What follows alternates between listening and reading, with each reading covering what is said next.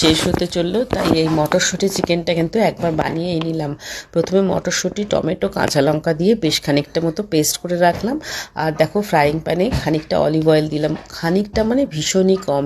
এখানে কিন্তু তেলের পরিমাণটা তোমরা দেখতেই পাচ্ছ। আমি অ্যাকচুয়ালি খুব কম তেলে রান্না করি বলে এখানে যদি তেলের পরিমাণটা বাড়ানো যায় খাবারটা হয়তো অন্যরকম আরেকটু টেস্ট বেশি হতে পারে। যাই হোক, আমি এই রসুন আর জিরে একটু ভালো করে ভেজে নিলাম। রসুনটাকে ছোট্ট ছোট্ট করে কুচি করে নিলাম, নিয়ে একদম লাল করে ভেজে নিলাম। মানে তার উপরে ম্যারিনেট করা চিকেনটা দিয়ে দিলাম। এই ম্যারিনেশনে কিন্তু আমি একটু হলুদ, নুন, শুকনো লঙ্কা গুঁড়ো, ধনে আর সর্ষের তেল দিয়ে মাখা ছিল।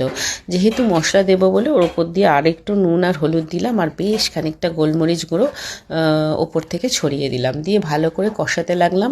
এই দেখো, এই মেশিনটাতেই কিন্তু আমি রসুনটাকেও কুচি করেছি। পেঁয়াজটা কি ফাইনলি চপড হয়েছে না, যেখানে হাতে করলে কিন্তু এত ফাইনলি চপড হয় না। এই দেখো, মেশিনটা তোমাদের সাথে দেখিয়ে দিলাম। আর তার উপরে একটু আদা বাটা দিয়ে খুব গ্যাসটাকে একদম সিমে করে বেশ খানিকক্ষণ ধরে কষাতে লাগলাম। আর যখন দেখলাম চিকেনটা একদম নরম হয়ে গেছে, তখন ওপর থেকে ওই মটরশুঁটি বাটার পেস্টটা দিয়ে দিলাম। তাতে কি হলো, এবার গ্যাসটা তখন আমি বেশ একটু বাড়িয়ে দিলাম ফ্লেমটাকে, দিয়ে ভালো করে কষাতে লাগলাম, কারণ মটরশুঁটি বাটায় যেটুকু জল আছে ওটা খুব তাড়াতাড়ি টেনে নেবে। এখানে কিন্তু টক দইও দেওয়া যেতে পারে, যদিও আমি কিন্তু দিইনি।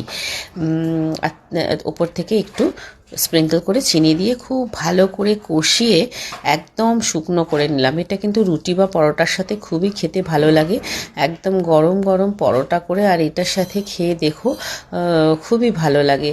আর চিকেন একঘেয়ে খেতে খেতে একটা কেমন বোরিং হয়ে যায় না, এটা কিন্তু গন্ধটাও মটরশুঁটি থাকে না, যেহেতু রসুন টসুন থাকে বলে। তোমরা একবার অবশ্যই ট্রাই করো, করে আমাকে জানিও। আর তোমাদের ইচ্ছা মতো তেলের পরিমাণটা বাড়াতে কমাতে পারো।